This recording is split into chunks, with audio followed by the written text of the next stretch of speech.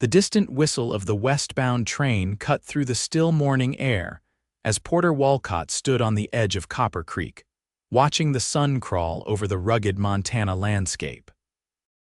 His shadow stretched long behind him, much like the trail of broken hearts he'd left in towns across 3 territories. At 32, Porter had built his reputation on 2 unwavering principles.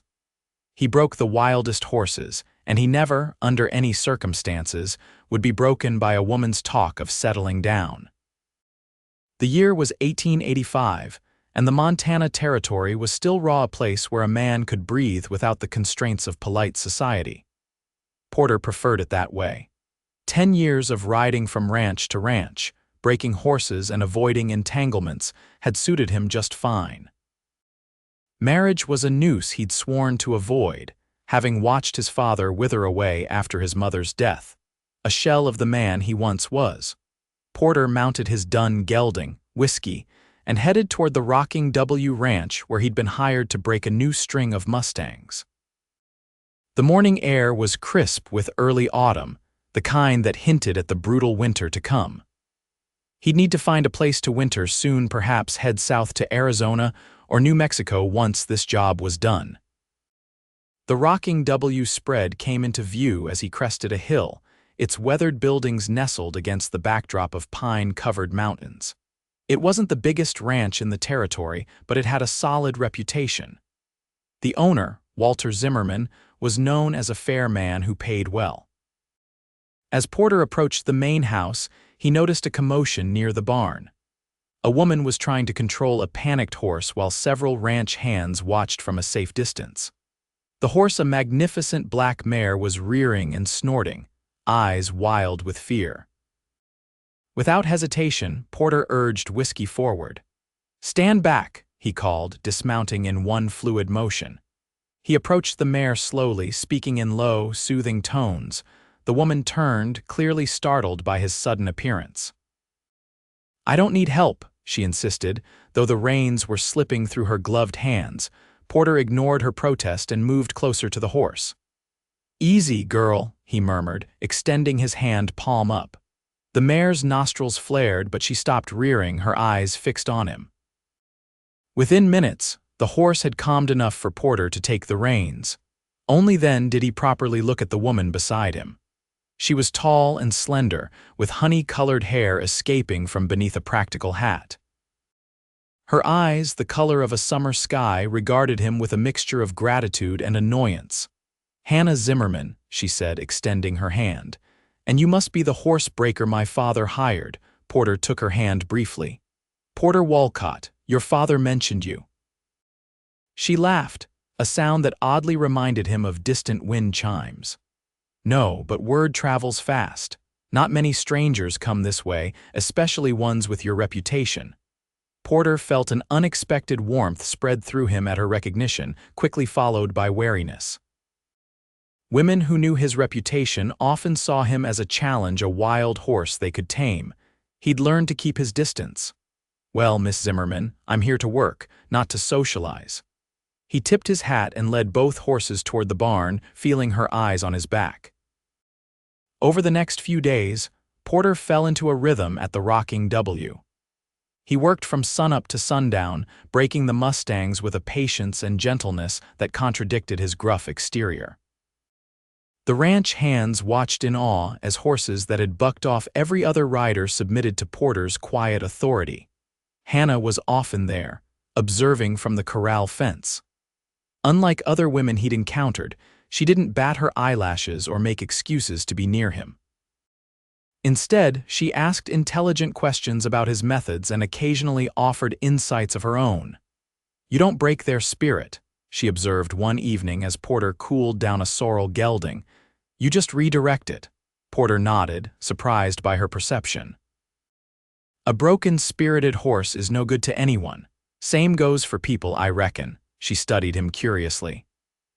"Is that why you wander, Mr. Wolcott? To avoid being broken?" Her question hit too close to home, and Porter busied himself with unsaddling the horse. "I wander because there's always another job waiting. Nothing more to it than that." But there was more to it, and somehow Hannah seemed to sense it. She didn't push, though, and Porter was grateful for that. As October turned to November, Porter found himself lingering at the rocking W longer than necessary. He told himself it was the approaching winter, the comfort of the bunkhouse, the steady meals.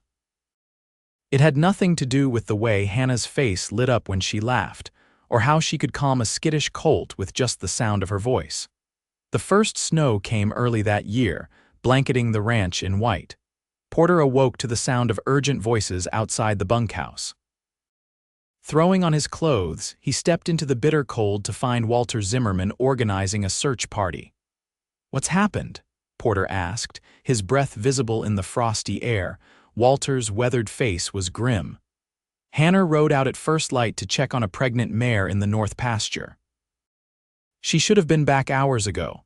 Fear, unfamiliar and sharp, cut through Porter. "I'll find her," he said, already heading for the barn. "The storm's getting worse," Walter warned. "Take supplies. If you find her, you might need to shelter somewhere until it passes."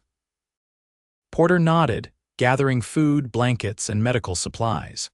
Within minutes, he was on Whiskey's back, following the faint tracks that were rapidly disappearing under fresh snow. The temperature dropped as the day wore on, and visibility became increasingly poor. Porter pushed forward, guided by instinct more than sight.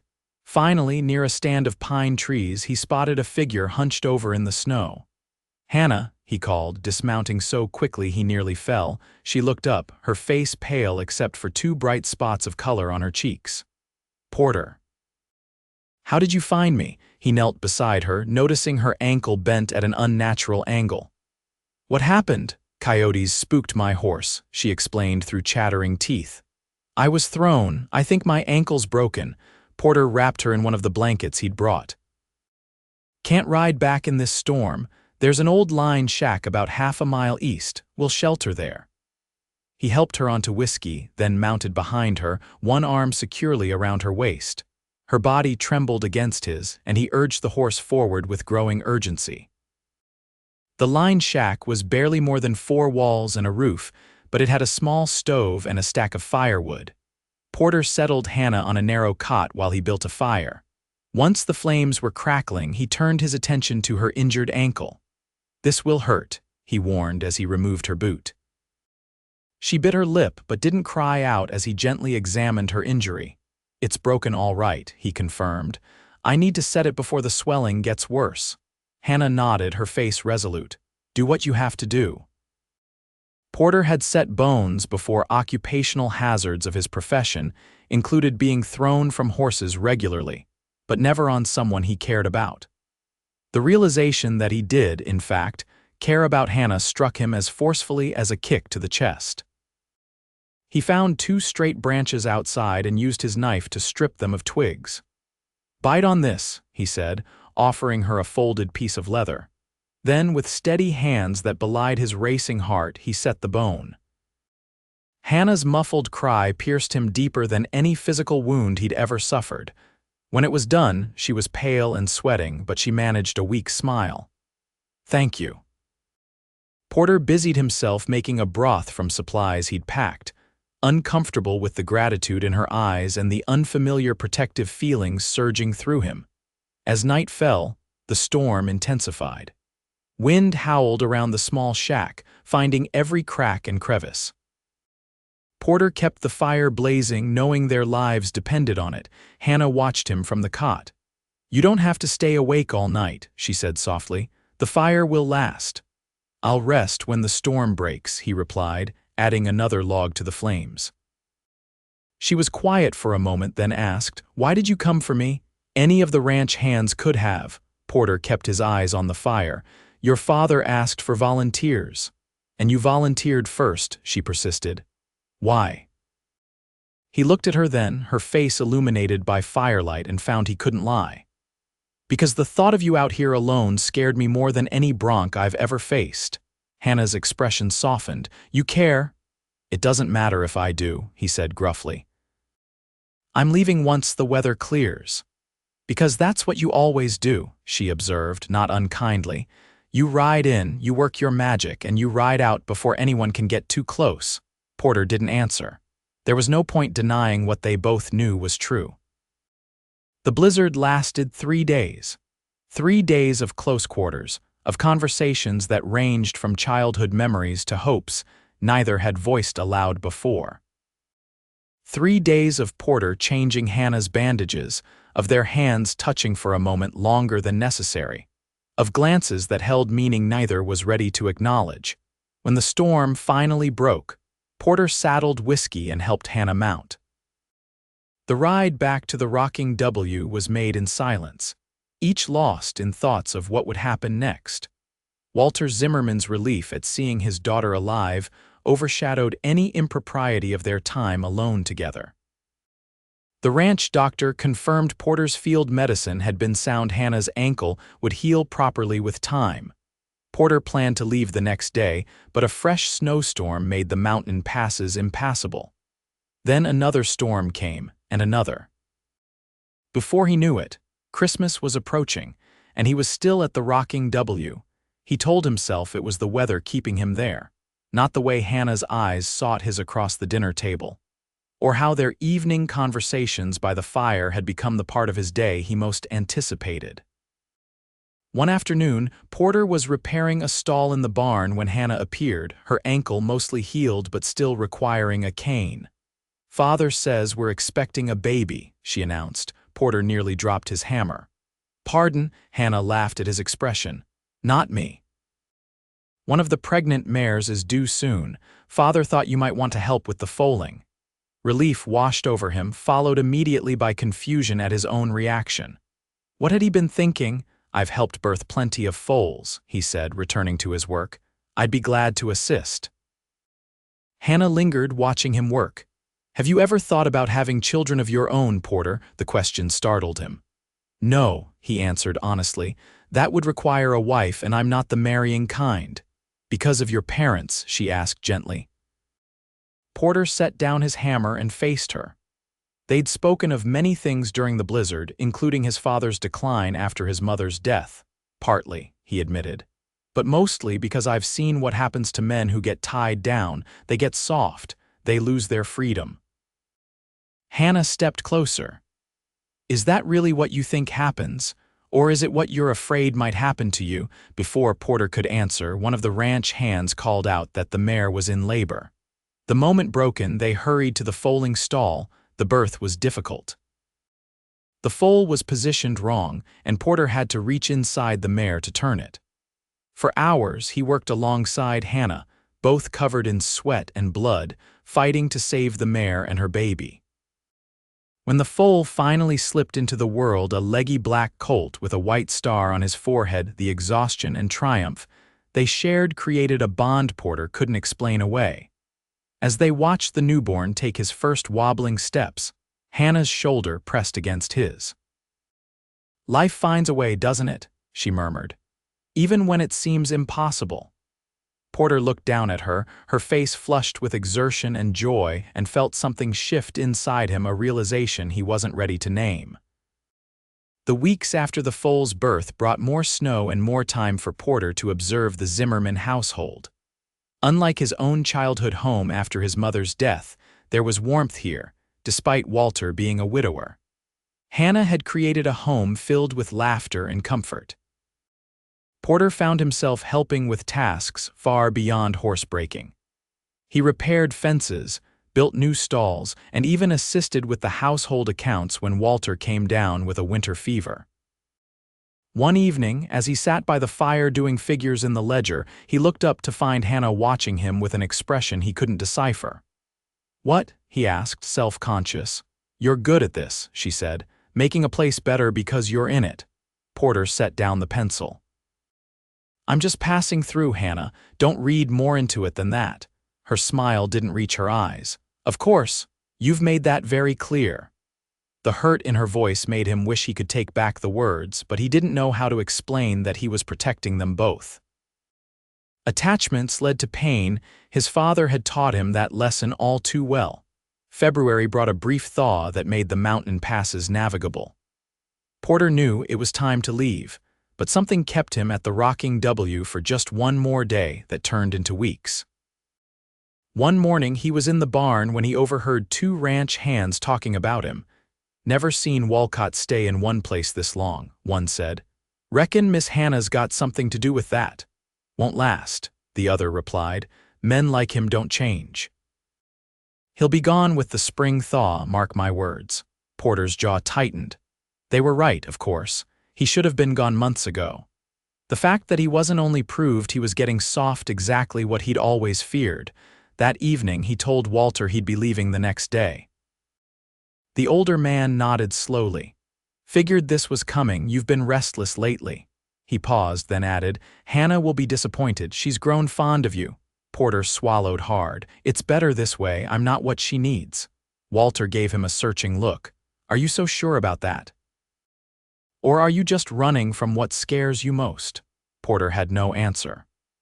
How could he explain that what scared him wasn't the idea of staying, it was the certainty that eventually he'd lose everything, just as his father had? He packed his few belongings that night, planning to leave at first light before Hannah was awake. But as he headed for the barn in the pre-dawn darkness, she was waiting for him, wrapped in a heavy shawl against the cold. "So you were going to leave without saying goodbye," she said, her voice steady despite the hurt evident in her eyes. Porter adjusted his saddlebags, unable to meet her gaze. "It's easier this way." "Easier for whom? Not for me." Hannah stepped closer. "I thought. After everything we've shared this winter." "That's just it," Porter interrupted. "It was a winter, a season, it was never meant to be forever." Hannah's eyes flashed. "You're a coward, Porter Wolcott." The accusation stung because he knew it was true. He was running away from the one thing that had made him feel truly alive. "I'm sorry," he said, the words inadequate even to his own ears. She turned away, but not before he saw the tears she was fighting to hold back. "So am I." Porter mounted whiskey and rode away from the rocking W without looking back, telling himself it was for the best. Hannah deserved someone who could give her a future, not a man who drifted with the seasons. He took a job breaking horses at a ranch near Billings, then another in Wyoming. But no matter how far he rode, he couldn't outrun the memory of Hannah's face when he'd left, or the hollow feeling in his chest that seemed to grow with each passing day. Summer found him working on a ranch in Colorado, where the owner's daughter made no secret of her interest in him. She was pretty and lively, but when Porter looked at her, he saw only what she wasn't Hannah. It was there, watching a blacksmith fashion a cradle for the ranch owner's new grandchild, that Porter had an epiphany. The craftsman's hands, weathered and strong, created something beautiful out of raw metal, not by breaking it, but by shaping it with care and patience. "You're good at that," Porter observed, "creating something that will last." The blacksmith looked up from his work. "Anything worth having is worth building properly. Takes time and heart." The words stayed with Porter as he finished his contract and collected his pay. He'd spent his life believing that avoiding attachments kept him strong, but what if the opposite was true? What if real strength came from building something that would endure, even in the face of potential loss? The journey back to Montana took 3 weeks. 3 weeks of questioning his decision, of wondering if Hannah would even speak to him after the way he'd left. But as the familiar landscape of Copper Creek came into view, Porter felt a sense of rightness that had been missing for months. The rocking W looked much as he'd left it, though the trees were heavy with summer foliage now instead of snow. As he approached the main house, his heart hammered against his ribs. Walter Zimmerman was the first to spot him, pausing in his work to shade his eyes against the sun. "Well, look what the wind blew in," he called, though there was no malice in his tone. Porter dismounted, suddenly unsure of his welcome. "Mr. Zimmerman, I was hoping to speak with Hannah." Walter studied him for a long moment. "She's in the barn. The black colt, the one born during the blizzard, he's being trained. She named him Snowfall on account of when he was born." Porter nodded his thanks and headed for the barn, his mouth dry with anticipation. He found Hannah in the center of the training ring, guiding the colt through basic commands. She was so focused that she didn't notice him until he spoke. "You're good with him," Porter said, his voice catching slightly. "He trusts you." Hannah turned, her expression shifting from shock to wariness. "Porter, I didn't expect to see you again." "I didn't expect to come back," he admitted, "but I couldn't stay away." She continued working with the colt, keeping her eyes on the animal rather than on him. "Why are you here?" Porter stepped into the ring, closing some of the distance between them. "Because I made a mistake. I thought I was protecting myself by leaving, but all I did was hurt us both." Hannah finally looked at him, her blue eyes guarded. "And now I know that what I was afraid of losing my freedom, my strength, that's not what happens when you love someone. It's the opposite." Porter took a deep breath. "I'm strongest when I'm with you, Hannah." "You don't break me, you make me better." Her expression softened, but she didn't move toward him. "How do I know you won't leave again when things get difficult?" It was a fair question, one Porter had asked himself many times on the journey back. "Because I understand now that riding away doesn't solve anything. It just postpones the pain and prevents the joy." He reached into his saddlebag and pulled out a small wooden object. "I've been working on this for weeks." Hannah looked down at the miniature cradle in his hands, carved from rich cedar wood, its edges sanded smooth and polished to a warm glow. "It's beautiful," she whispered, touching it gently. "But why?" "Because I want a future with you," Porter said simply. "All of it: marriage, children, a home, things I never thought I wanted until I met you." Tears welled in Hannah's eyes. "You built this yourself?" Porter nodded. "Every night after work. It's just a small one for a doll or maybe to hold keepsakes, but I'd like to build a real one someday. For our child." Hannah's smile broke through like sunshine after rain.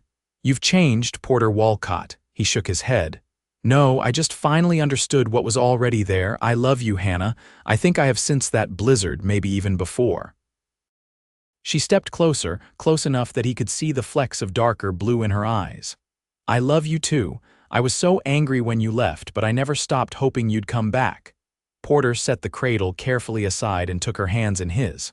"I'm not just passing through this time. If you'll have me, I'm here to stay."